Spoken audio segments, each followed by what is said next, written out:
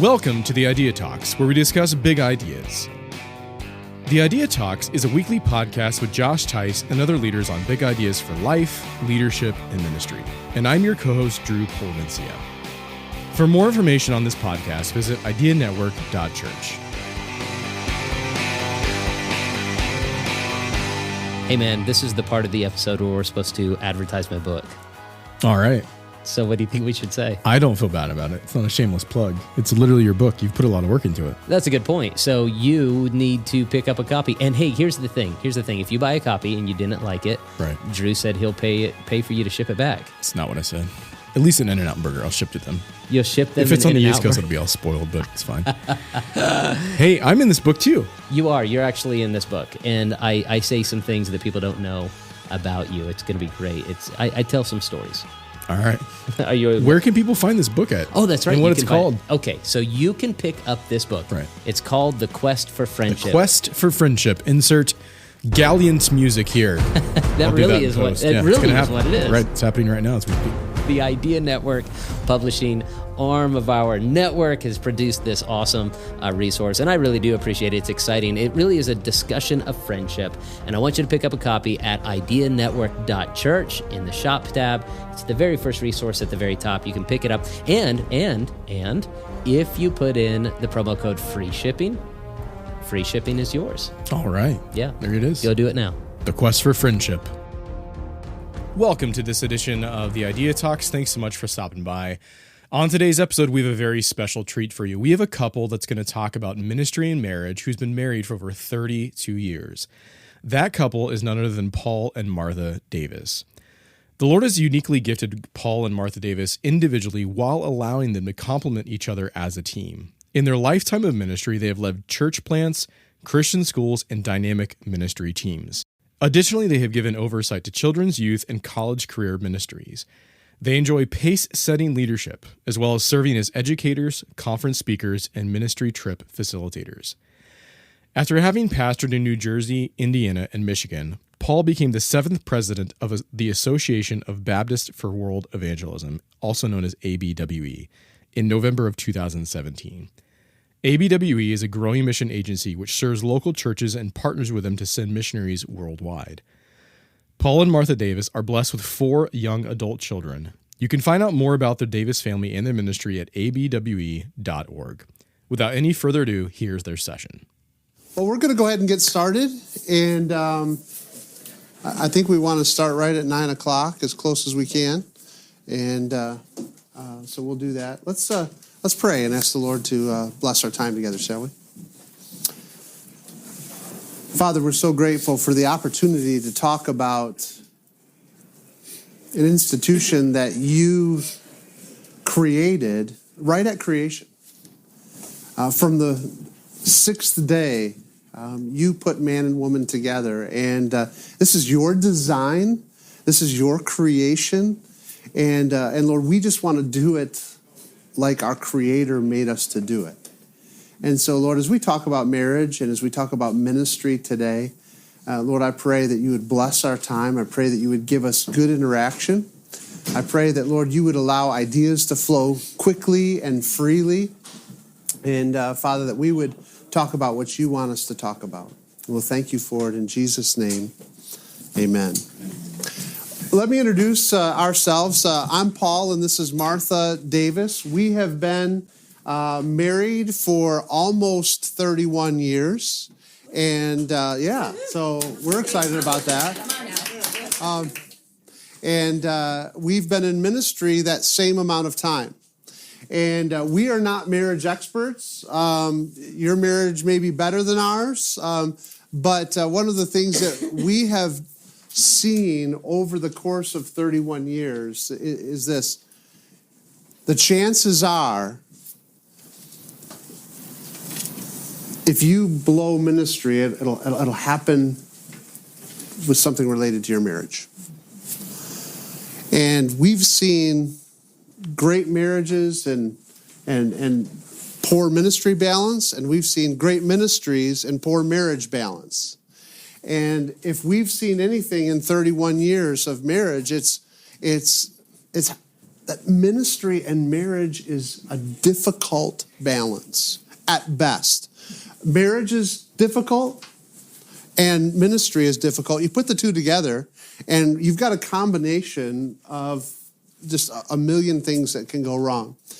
Our presentation, or what we're going to do this morning, is pretty simple. We've got three main thoughts that we want to talk about, and we're going to engage in those three main thoughts. And come on in, guys. Thank you so much. And we want to talk about those three main thoughts. This is a little bit of an intimate room, which I think is great for us, like with marriage and stuff like that. But so we're going to engage in those three main thoughts, and get ideas about those three main thoughts. The three main thoughts that we're going to share with you are not the only thoughts on marriage and ministry that we have. There are three that we thought, one, are probably under talked about. There are three that we think you will all deal with. And if you're not dealing with it now, you will deal with it in the future. And so we think it's kind of universal. And we think they're things that we have not seen addressed in marriage literature, or as well as we would like to see.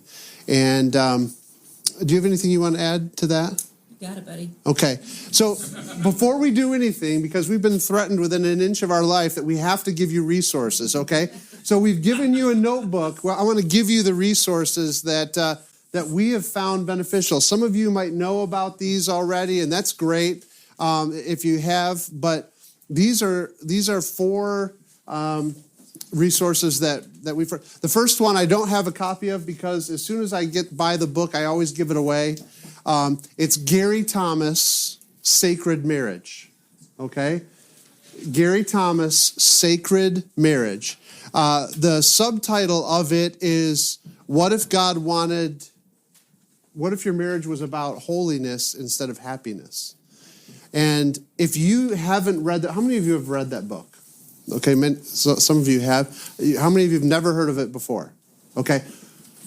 Before you do another wedding, buy that book. It will change the way. It changed the way I did weddings. And it's an important and a crucial topic. And the idea behind the book is that marriage wasn't given to you by God for your happiness. It isn't about you being happy. It's about you getting closer to God. And actually, your marriage was given to you, and you and your spouse were designed to live together in ways where sanctification happened. Awesome.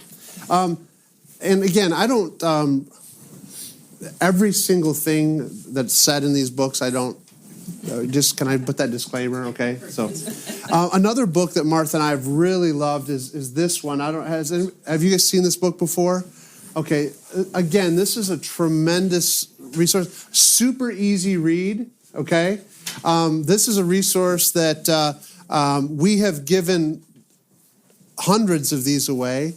And again, one of the things that we love about this is that Francis and Lisa Chan talk about how their life really is about serving the Lord, and their marriage helps them do that. Again, it isn't. We love the sacred marriage and this philosophy because it puts God first instead of our marriage first. I don't want to throw stones, but focus on the family. I get what they're trying to do by saying focus on the family. But both of these books, Sacred Marriage and this book, focus on the Lord. Seek first, right? The kingdom of God and his righteousness, and all these things, great marriages, great kids, all these things will be added unto you. And so this book does that. Two other ones that we want to talk about, and these are a little bit older, but if you've done any premarital counseling or if you've done any marital counseling, these books are must-haves in your library. And two different authors, Stuart Scott and Martha Peace. We've used these. Martha, you've used the Excellent Wife. I have for several years, actually, with different women in our church who are struggling just to figure out, what does this role of being a wife look like? How does this honor God? How do I make that work? And it addresses a lot of issues in there. So it's been a really great resource over the years in our ministry. And especially if you believe in biblical counseling and that scriptures are sufficient for life and godliness, these two books are extremely helpful. The last book that I'm going to recommend to you is just something, as we get to the very end, it's Spiritual Disciplines for the Christian Life. If you've never read this book by Donald Whitney, we actually had Donald Whitney come to our church and speak on this subject. It's tremendous, and you'll know why we're recommending this book at the very end of our session. So we're going to dive in, and the way that we're going to do these three thoughts is we've identified three traps, and we just wanted to give them in ways that you would remember. But three traps in ministry and marriage. So the idea is balancing ministry and marriage. How do we do that? And the first trap relates directly to me. It's something that I've had to deal with and I've had to struggle with. And Martha's going to share the second truth, or the second trap that we have. The first trap, though, is this, is that it's the trap of perpetual guilt. The trap of perpetual guilt. I didn't talk to my wife about this for years, but I was for 20 years in a state of perpetual guilt when it came to ministry and marriage. When I was working hard in ministry, I felt guilty because I wasn't home with my kids and my family. And when I was with my kids and my family, I was feeling guilty that I wasn't doing ministry. And I literally made myself sick with guilt. And now, don't get me wrong, appropriate guilt can be a wonderful grace of God, right? When God brings appropriate guilt into your life, I think guilt is actually a gift from God, right? It can be helpful to us. When do I know when I'm out of balance on something? When I start feeling guilty about it? Or when do I know that I've sinned? So don't get me wrong. I think there is appropriate guilt. But I also think there's something that the accuser, our enemy, Satan, brings in our life, which is inappropriate guilt. And I lived in this constant state, and I never shared it with my wife. And my wife would make little comments about, hey, and she would say it so gently, you're a little out of balance here. You haven't spent time with the family and kids. And that would make me feel super guilty.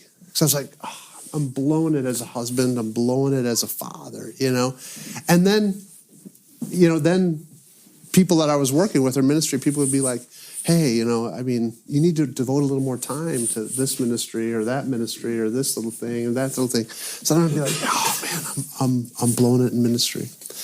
And we've got some things that we've worked through when it comes to this perpetual guilt. But I wanted to just talk about this. And I don't have I'm not looking for ideas yet, but I just kind of want to throw this into the room. Is there anyone that has been feeling the way that I felt for the first 20 years of our marriage? Is there anybody struggling with that?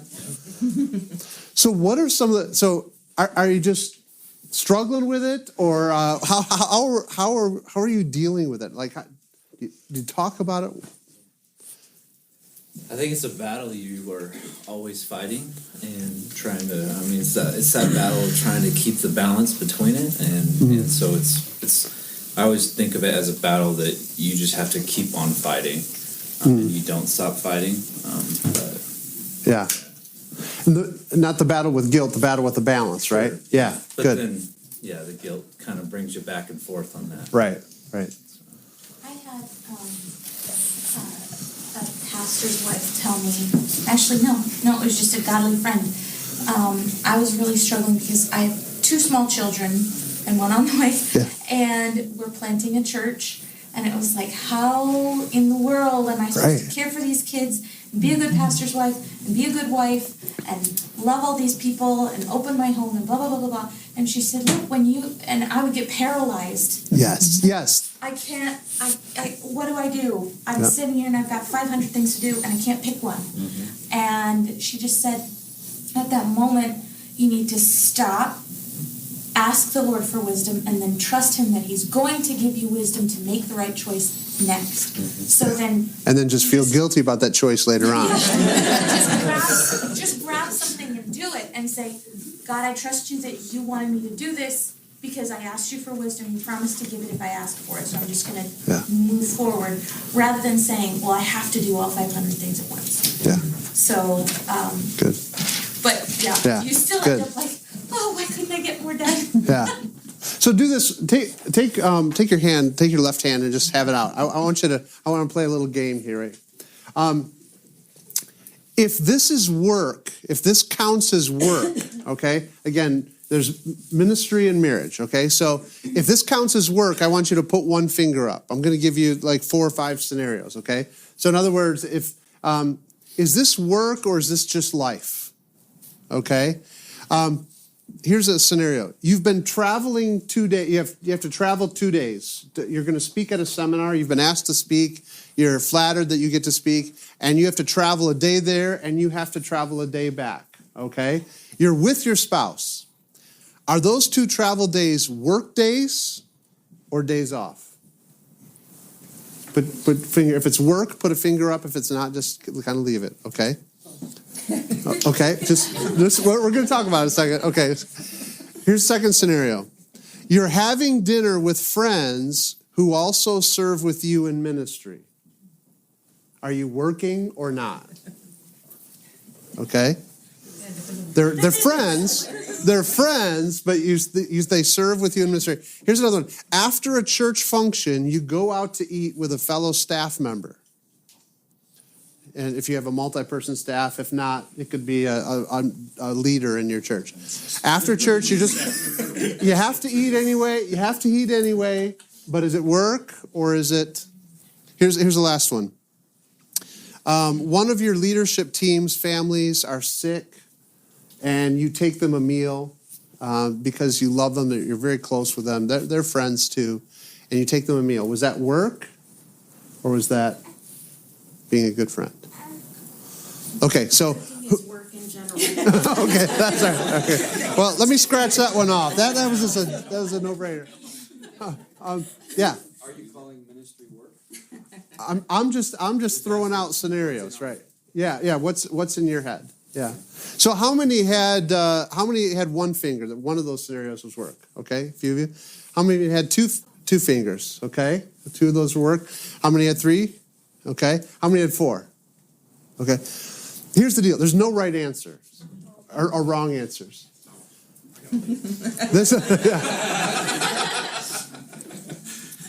Ministry and marriage is complicated. This is part of what complicates ministry.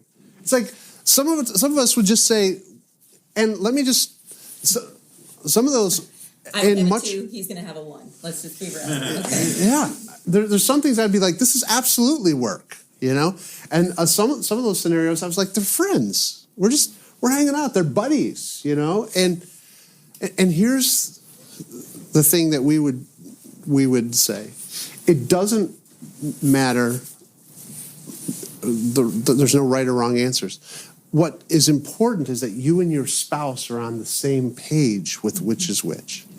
And what we've seen marriages struggle with is not that there's a wrong answer. And what will happen is many couples will argue about, no, it's friends. No, that's work. It's friends. It's work. You've been working 40 hours a week, or 40 hours in one day, you know, or it was like, well, wait a minute. We were hanging out with friends a lot this week, but we haven't been working a lot this week.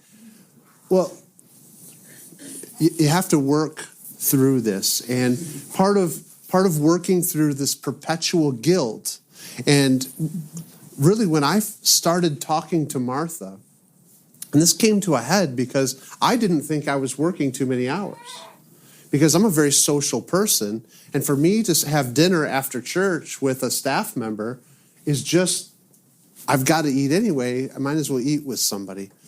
But with her, there was pressure on her because she would end up counseling with the staff member's wife or doing something. And so she would be exhausted, and I'd be like all afternoon. Sunday morning, we went to church, we worked, and I'm like, it's 4:00, we're getting ready for evening activities, and I'm like, man, what a great day. I'm energized because I'm an extrovert, and she's exhausted, and she's like, you're working way too many hours, okay? Then I would feel guilty, and then, so talking through those things. So let me ask one more question on this, and then we're going to move on to the second thought. Let's just talk about inappropriate guilt.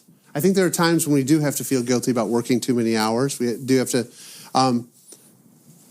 but when does inappropriate guilt pop up most in your relationship?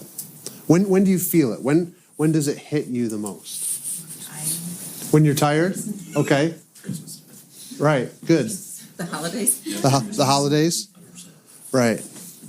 Yeah. Maybe when you don't communicate to your wife that we're going to go do this, you just grab her and go. It's like, I don't know what's going on. Why are we doing this? Or where are we going? Right. So that's not, oh, sorry, I should have told you or something like that. Right. Right. Good.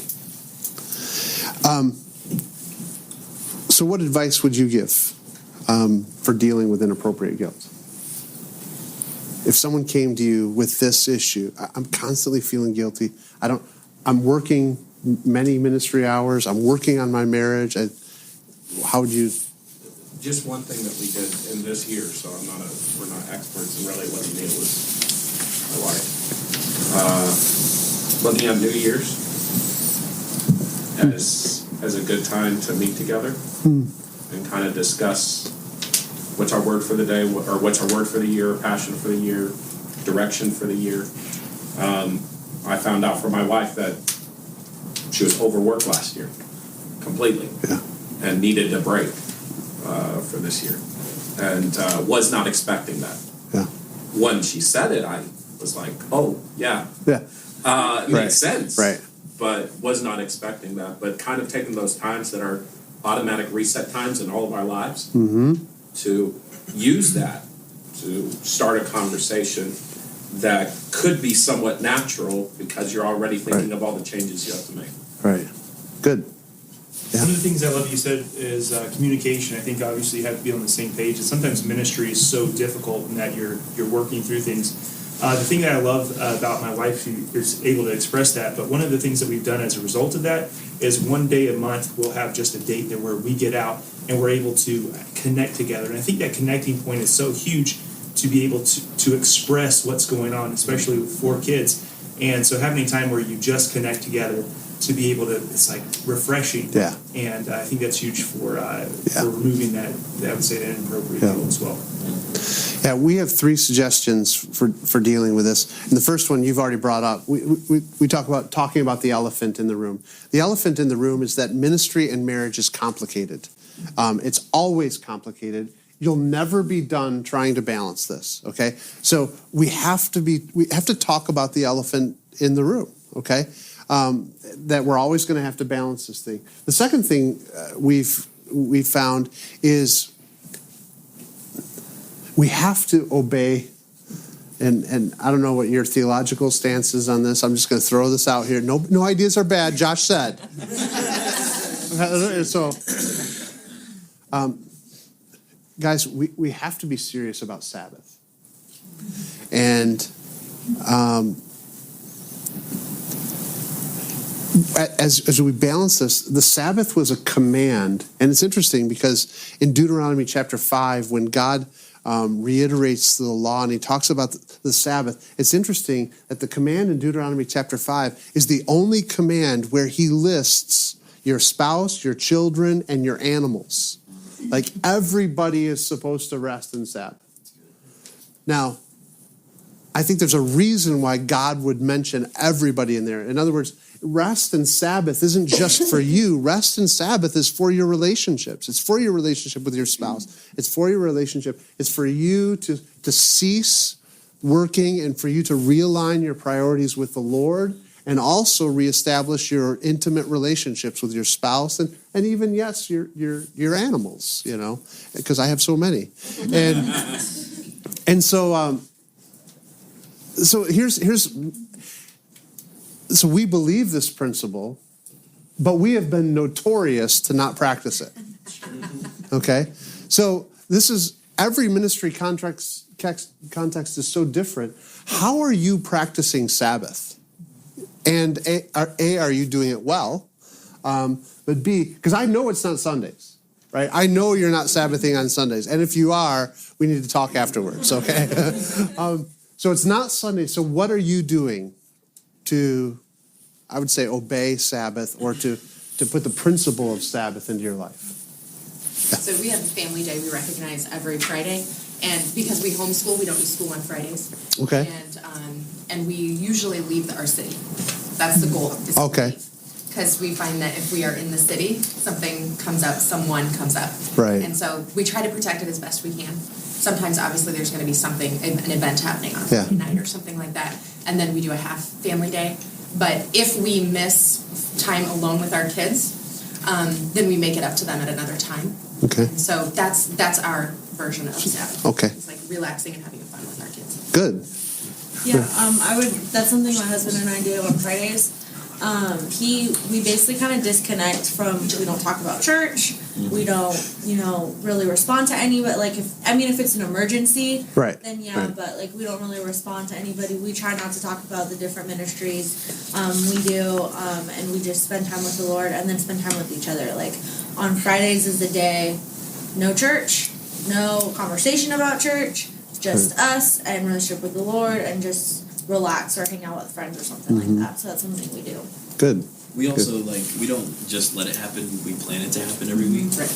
So I put an agenda together. 8:30 we're gonna leave and go to Starbucks. Then we're gonna go to TJ Maxx and that kind of thing. Right. So that way she knows, hey, this is what we're doing. And so she and it's all. I hate TJ Maxx. That's real ministry, bro. That's real ministry to your wife. My wife loves we just moved from a big city to a very rural area. And so that's been 3 weeks of okay, when can we go to the mall? Yeah. I'm like, let's go to the mall. So, nice. but we plan it so she knows what to expect. Good. Yeah. I'm going to give you one idea, and we aren't doing it, so I'm going to start off. It's good to have your wife with you as you. Since you gave one of those ideas that you're scary, anybody said, I'll give you one that I heard from Mormons. A really good Mormon friend of mine that. They have in their entire culture that they take a day, an evening, and they cease from electronics. Yeah. They cease from all media. Yep. And it's meant to be a family evening. So I think it's on Tuesday evenings, in which the husband is supposed to teach their children. It's supposed to be a completely, now how that's taught is many different things. It's not necessarily all spiritual time, but it's meant to be that intimate time where it's family night and we shut off every distraction but what we have going on. And can I suggest as well, some of you may be sitting here and going, I've only dreamed of having one day a week. That just doesn't practically work for the stage of life that we're in. We had 4 teenagers all at the same time in 4 levels of sports. We were in the gym, from 4 in the evening till 10 o'clock at night on Friday nights. It was not uncommon. Can I suggest to you that it's not just the frequency, though we do need to keep that in check. It's also the quality of time that you're spending. If you're sitting there with the phone, texting, tweeting, Instagramming, all the rest, and you call that your family time, let's reevaluate where that's at. And let's be really proactive that even if the quantity of time is not a weekly piece, that the quality of time that you're spending is truly person to person, you and your kids interacting, not all the families sitting around the restaurant table on their devices. Yeah, that's good. Let's go to the second trap, because I think we've talked about this. We had other suggestions too, but we want to move to the second one. Martha, talk about unmet expectations. Yeah, I think unmet expectations is one of a key reason why people struggle in ministry. Sometimes those are expectations that we have. I don't know about you guys, when we were dating and talking about getting into ministry together, we kind of dreamt about what ministry would look like, and we shared those ideas and thoughts, and then life happened, right?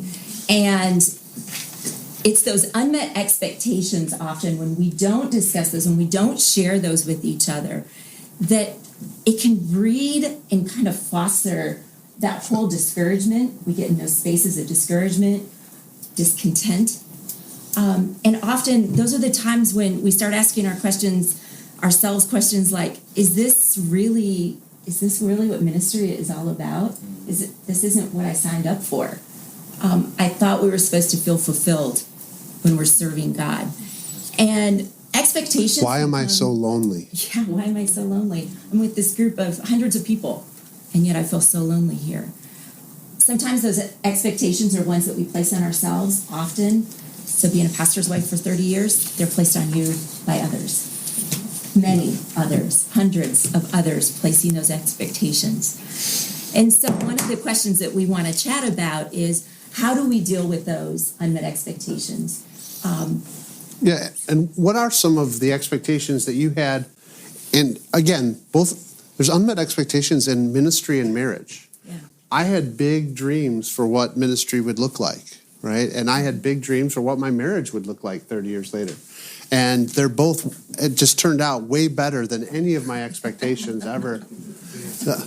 Right.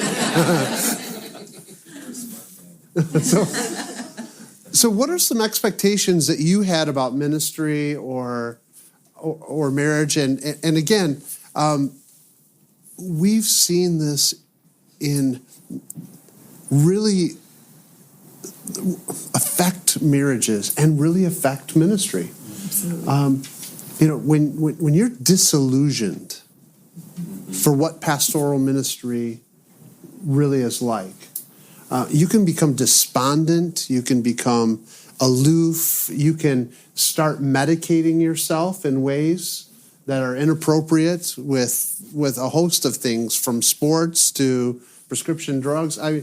We've seen many pastors that have begun medicating themselves in different ways. And so what are some of the expectations that you've had?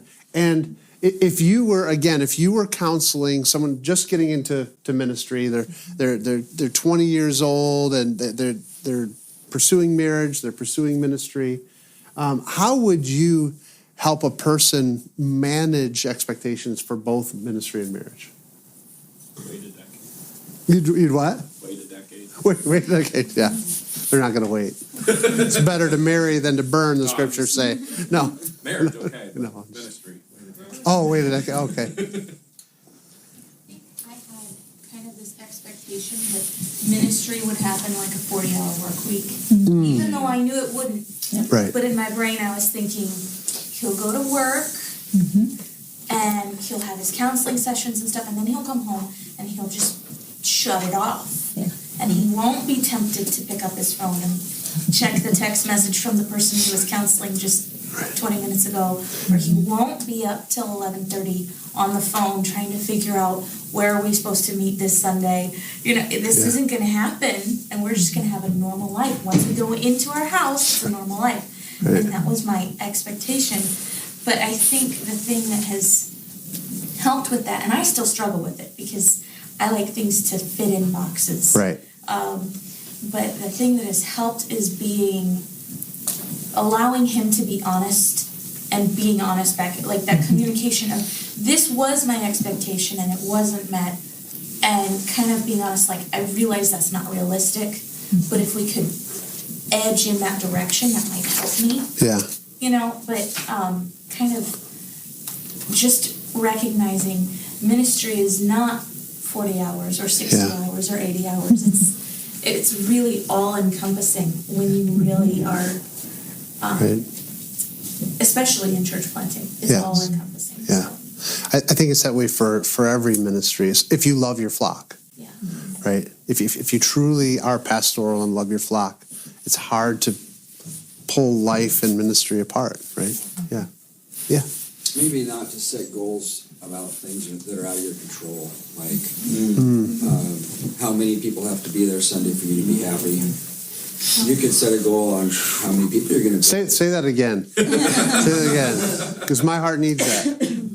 Try to set goals for things that are out of your control, like how people are going to respond to what you did have control over. Your message, your visits, your prayers, stuff they don't even know, but you don't have control over how those people are going to respond. And if we base all of our happiness and value and worth on how they respond, it's going to be a long life, and long, in other words, it's going to seem long, because it's going to be very disappointing. Yes.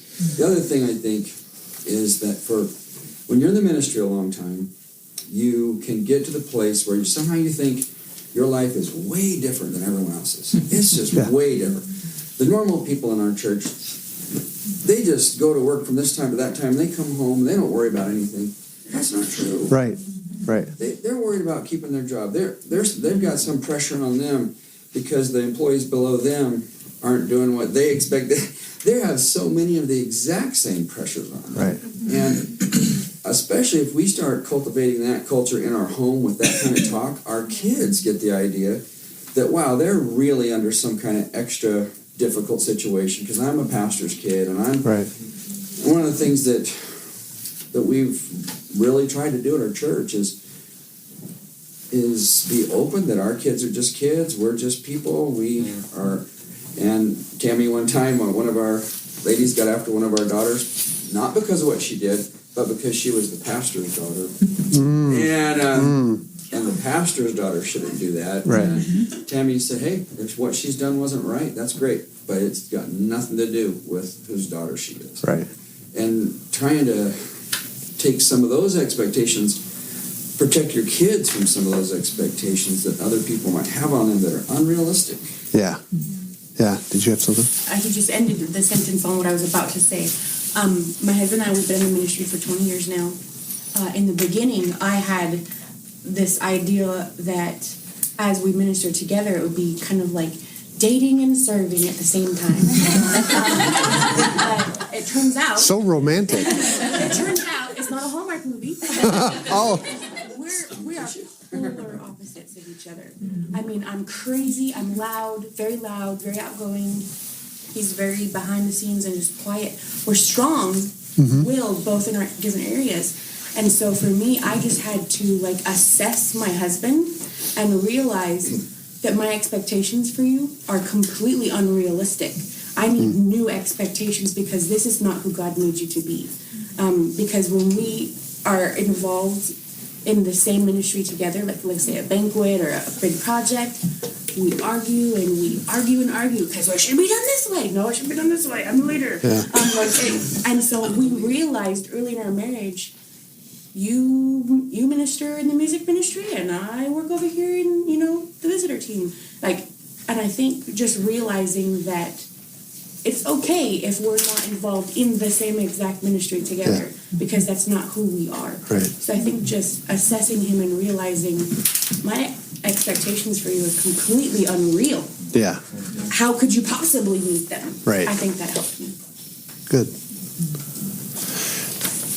One of the suggestions that we have for this, and that has really helped our marriage, and again, it grew over time, but I think when it comes to managing expectations, the best thing you can do for your marriage is have a strong theology of marriage and ministry. I am surprised by how many people have been in ministry for decades and they have a weak understanding of what it means theologically to be married and theologically to do ministry. And that's why I love the book Sacred Marriage and Francis and Lisa Chan's book. Let me just read to you Gary Thomas's book, Sacred Marriage. What if God designed marriage to make us holy more than to make us happy? And his premise is that your marriage is not about your personal happiness. It's about God helping you to know and trust him more fully. How many people have you talked to that are struggling in their marriage, and you hear one or the other spouse say, I'm just not happy anymore. I just don't love him anymore, or I don't love her anymore. Like somehow marriage is about love and happiness. It's much deeper, and there are deeper, richer, sacred theological truths about imaging God Okay? The triunity, Father, Son, and Holy Spirit, the intimate relationship of the Trinity is pictured in the intimate relationship of husband, wife, and having children. And this Trinity is recreated. I mean, we are most like God. We image God best in our sacred marriage relationship. And I think we miss that. It's just about my happiness. And so if I'm not happy anymore, marriage isn't fun anymore. So I think a good theology of marriage is critical. I also think a good theology of ministry. What is your mission? And in your notebook, I want you to write down 4 questions that we want to recommend to you to talk about. Again, and this is about having kind of working through your theology of ministry. Answer these 3 questions when you guys get alone. Go to the think tank as a couple and maybe talk through these things. Answer these questions. Who are we? Who are we? Where are we going?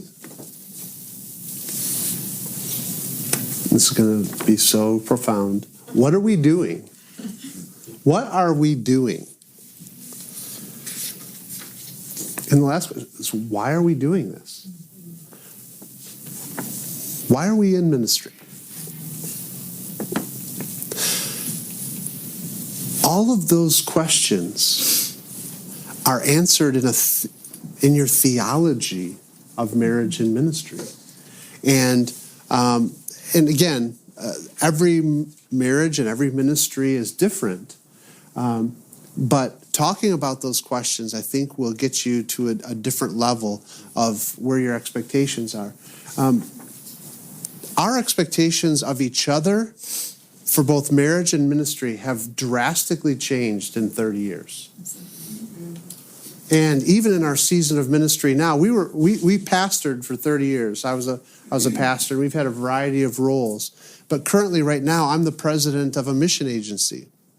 And we have 1,000 missionaries in 70 countries all over the world. We've got 4,000 supporting churches, 400 sending churches, all of which we need to build relationships with. So we're traveling a lot. Ministry for us right now looks very, very different than it did when I was the pastor in one local body of believers. And so when we ask questions like, what are we doing, or where are we going, or why are we doing this, the answers are a little bit different now than they have been. So continue to have those conversations. Did you want to add to that? And as Paul stated, I think there's a space that we have seasons of life that we go through. As a married couple, when you have small little babies, I see this precious one sitting here. That's a very different season of life of what the expectations you can place on yourselves and what others can place on you. That's different than when you have teenagers. And that stage is different than when you have 20-somethings and you have an empty nest. And all of a sudden, you're back to just the two of you again. And to be able to walk through those stages, and as Paul said, we've had this conversation. It wasn't just a one and done. It has been multiple times, many different times and seasons throughout our life. Sometimes the conversations came up in the heat of an argument, too. It did, right? No better way to the unmet expectations than, when you're frustrated about something. But we would go back to, why does God have us here? Who are we? You ask other people that, and they can give you this long list of who they think you are. But you have to ask each other, who are we? What does God have us here doing? And are we truly doing the task that we've been sent to do, or have we gotten distracted? Yeah. And especially being in ministry, let me talk to just men just a moment. Having a good theological understanding, and there are different understandings of this. What does it mean to be called to ministry?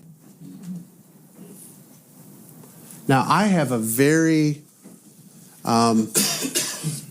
hard definition of what that means. And because for me, I work best when I understand theologically where I'm at. And I try to let my life flow from my theological understanding. And so knowing what is a call to ministry, working through that. What does it mean to be called? What does it mean to be married and to be called to ministry? Okay, so if you're one flesh and God called you to ministry, what does that mean for her?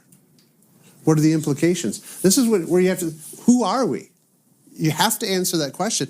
And again, I think the scriptures, and again, this is the safe answer place, right?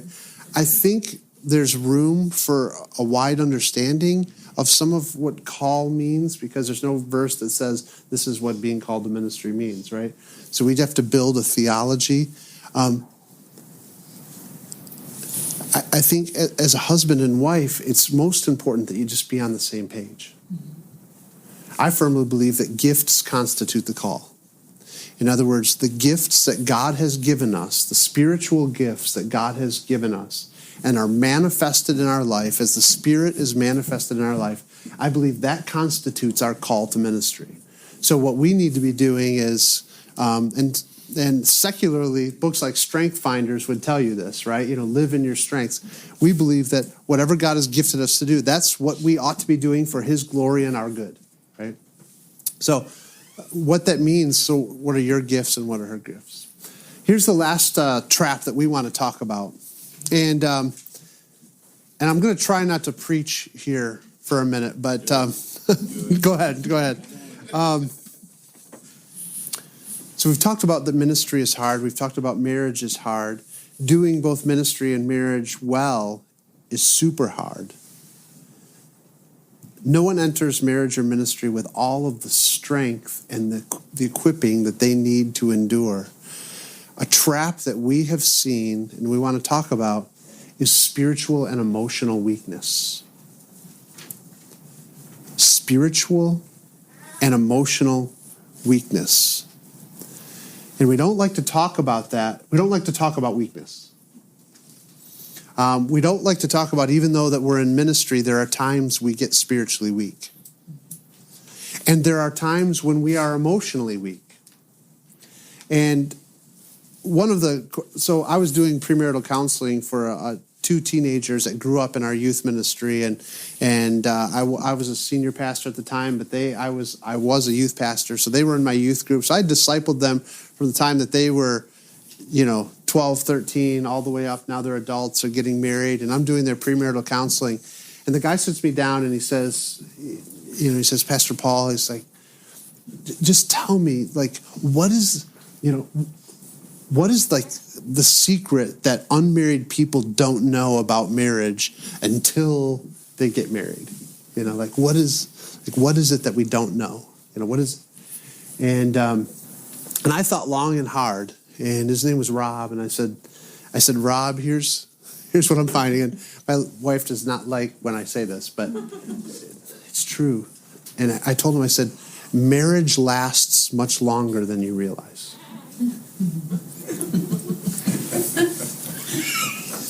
So romantic. I am the romantic one of our relationship. Absolutely, baby. When I got married, I had no context for the decision that I was making. Because every decision I had made, we got married at 21. I was 21 years old when we got married. Every decision that I had made up till 21 was temporary decisions. What college am I going to go to? That's a 4-year decision, right? What am I going to have for lunch? That's a short decision, right? Those were some of the biggest decisions that I had made, right? What am I going to have for lunch, and where am I going to go for college? Or maybe deciding ministry, but again, I had no context. 30 years in marriage later, I realized that marriage is longer than I realized. It is my entire life. And if you're going to endure for your lifetime, you better start working on being able to endure that. Think of just a simple thing like exercising. Like my son has put me to shame when it comes to push-ups. And so I've started doing push-ups because my son can do like 1,000 push-ups. He's an athlete at Liberty University. He's on the volleyball team. And so they do push-ups so he can spike the ball hard and whatever. But he can do like 1 million push-ups, and I used to like outdo him in push-ups, because I could do 20, and and I realized in my 50-year-old body, it's work to build endurance to be able to do more than 20 push-ups. And why is it that I understand that it's going to take work? It's like I have to do push-ups every day in order to, like, next time I see my son, when he comes home from college, I want to be able to, like, keep up with him, right? And, like, there's real pressure there. So why is it that I understand that I have to work out hard in order to increase my number of push-ups? Why don't I think I'm going to have to work out hard in my marriage in order to make it 30 years? And I want to talk about this, but what are the ways that you are developing grit and strength, like spiritually? But let's also include emotionally. While they're thinking about that question, can you talk about our girls and how you discipled our girls? When our girls were little, we have 2 daughters, and they're like 14 months apart. Ton of fun, total extreme opposites. One we call Party in the Box. The other one is so type A, she'd drive you all crazy, And one of the things that I recognized when our girls were young is all of the people around me were giving their daughters excuses for bad behavior. Oh, she's just having a cranky day today because, or oh, this and that, And I saw these girls just living by their emotions and honestly wreaking havoc on all that were around them because you never knew which version of the girl that was going to come in the room that day. And so one of the things that I really worked through with our daughters was learning how to not live and react and respond constantly by your emotions. You're going to feel them. It's not that they're not real. It's not that they're not there. But we don't have to react and respond based on those emotions. Our daughters are now 23 and 24. And it was this summer, we got together as a family, and they're both in great jobs, really working hard. And they came back and they said, Mom, I want to thank you and Dad for teaching us that concept of not living by our emotions. They said it separates us from so many people in our respective jobs and workplaces. To be able to have that ability to push through when things get tough, not just to fall apart or blow up or whatever that response is. And that's something that we worked really hard with our daughters on, and now as young adults, that's something. So what are some things, and we're going to give you some strategies here that we thought of. What are some things that you're doing in your life to develop grit, to be able to endure the ups and downs of marriage? And I say endure, right? Sometimes that's what it is. But you know what I'm talking about. Like, if marriage isn't successful because it's good for one day. Marriage is successful when you're holding hands on your deathbed, right?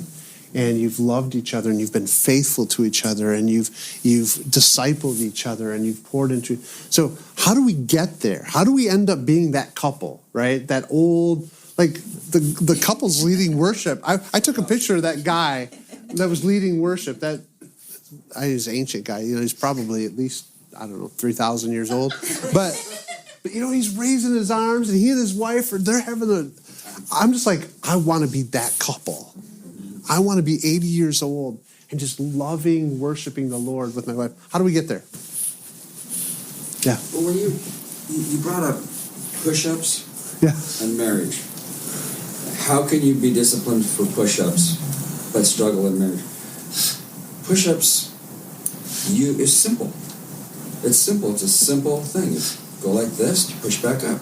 Yeah. And it's very easy to understand. It might take a lot of discipline, but at least you fully understand it. All you got to do is.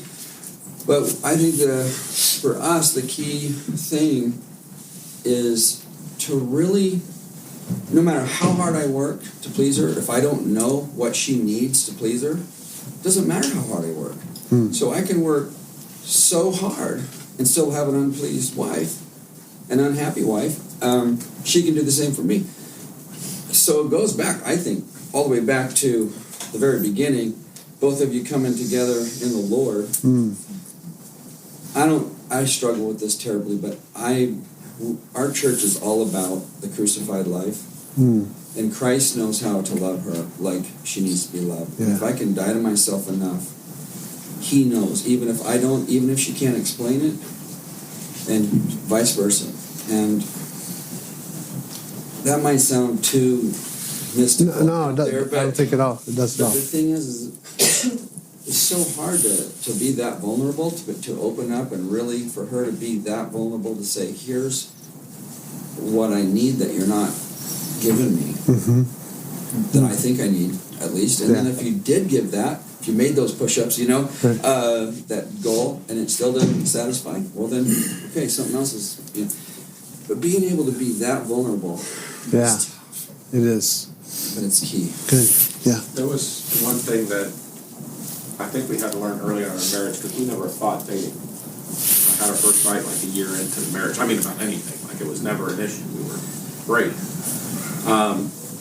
But anytime we did, and we don't often, but anytime we have it, what I had to learn pretty quickly is walk back in as soon as possible.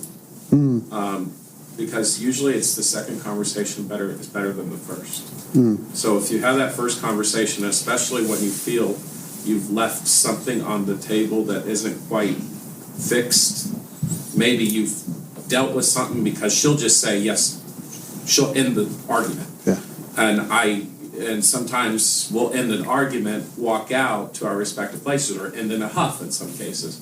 Do that with my children, but to walk in and have the second conversation, right? Typically, the sooner you can do it, the less damage that can happen to the relationship, and it kind of brings it back around. Yeah. So learn to have a second conversation. Maybe. Yeah, no, that's good. That's good, because that can be hard. Yeah. Learning how to say yes and no together. So when we first transitioned out here about 3 years ago, she's the more extroverted one, so it was just yes to everything. And I'm the more, this couple invited us over, but I actually said no to that. Right. It's because I'm trying to protect our family. Right. And learning how to say to other men in the room, actually, I'm going to check with my wife, and realizing that's actually leading rather than humiliating or weakening or anything like that. Right. And then my wife, learning that that's beautiful. That's not just authoritarianism. It's beautiful complementarianism. Right. When we're able to say, actually, I need to check with my wife. That's something I'd love to do, but I'm going to check with my wife first. Right. And learning how to say yes or no as a couple has been huge for us. That's good. What were you going to say? We probably all know pastors in their retirement years who did not save financially and are struggling to survive. We personally have our retired pastor in our church that we are supporting because that happened. So we look at that and we think about it in terms of our marriage. So we try to invest in our marriage now for retirement years. I just counseled a woman who was talking about what was going on in their marriage, and she's like, I just want it to be okay until the kids graduate, and then after that I don't even care. She was just to the point where she just had to make it through the kids' graduations, and we don't want that to be us. So we look at it as investments between time, money. We invest in money to go away. We invest in time to take time for each other and communication. So all of that is investments, and now we're already enjoying the return on the investments that we made when we were younger. Yeah. And so we look forward to what we will enjoy, the return that we're investing now. Right. Good. Yeah. I'd say we've only been married for 4 years, but it's something that we've definitely learned. Major on the major things, minor on the minor things. I tend to blow things out of proportion when it's it really wasn't that big of a deal to her. But she'll say something and I'll feel like I have to fix that, But it's not necessarily I have to fix that. It's just, no, that's just something she wanted me to know about. So if it's a big deal, make it a big deal. But if it's not, don't make it a big deal. And when you walk through that together, man, it strengthens things. Good. Yeah. Good. Yeah. For us, I feel like realizing that he was not meant to fulfill me. Christ is. And so in the beginning it was constantly, we were supposed to write me love letters, you're supposed to satisfy this desire, this desire, this desire. And then realizing actually that book, Sacred Marriage, actually really helped me to realize you're not meant to fulfill me. all the things that you bring to this, they're deep, basic soul desires. Sure. Like the desire for love. Yeah. I'm glad you love me, but I'm not meant to get my cup full of love from you. I'm meant to get my cup full of love from the Lord. Right. And so when he would fail in areas, I would be hurt. Like, how could you not Yeah. For my emotional needs? And then realizing, oh, God is supposed to meet that emotional needs. You're just the cherry on top. Right. No, that's the whole premise of Gary's book, isn't it? Yeah. Let me, Claire. I was just going to add, just take responsibility. You know, you said, how do you build grit? Yeah. For me, we've been married almost 39 years, and it's taking responsibility. Fix me, don't try to fix her. Yeah, good. We're going to close with just 3 very quick suggestions that we have, and one challenge. The first thing that there's no second best for just going through hardship. God is going to place hardship in your path. And we can look at it and we can get depressed and discouraged, but hardship is for our growth and our endurance. It actually builds character. The second thing that we would say is this: refuse to withhold negative either home information or ministry information from your spouse. This was advice that we were given very early in our marriage, bad advice. I was told as a young pastor, there are things that happen at church that you need to keep from your wife, okay? To protect her so she doesn't get bitter in ministry. And here's what happened. My wife became bitter in ministry because I wasn't sharing things with her, okay? And what ends up happening when you do this, and I know why people had done that advice, but what ends up happening is I had the opportunity to grow through that hardship and that hard information, but I didn't give my wife the opportunity to grow. And when she would keep home information from me, she was growing as she was enduring things that the kids were going to, but I didn't get the opportunity to grow. And so I would say, don't keep information from each other. Let each other grow. And here's the last thing. Men and women, you have to learn how to say no to your body. This is the challenge, and this is what, if you don't walk away from anything in this session, walk away with this. If you don't learn how to say no to the impulses of your physical body, you will lose your marriage. And you will lose your ministry. If you don't learn how to control your anger, if you don't learn how to control your lust, if you don't learn how to control feelings of despondency, if you don't learn how to control feelings of loneliness and say no to your physical body if you don't learn how to do that, your ministry and marriage are in dire jeopardy. You must have spiritual and emotional fortitude, okay? And only you can develop that. And thank you for coming. Thank you for your ideas and encouragement and involvement, and enjoy the books and the notebooks. Take good notes. Have a great day. Thanks so much for listening to today's Idea Talks. If you would like to reach out to us, drop us an email at joshtice@ideanetwork.church. If you benefited from this podcast, we ask that you take a moment to show your support by subscribing, rating, and reviewing the podcast on iTunes. Thanks again for joining us, and we will see you right here again at the Idea Talks podcast.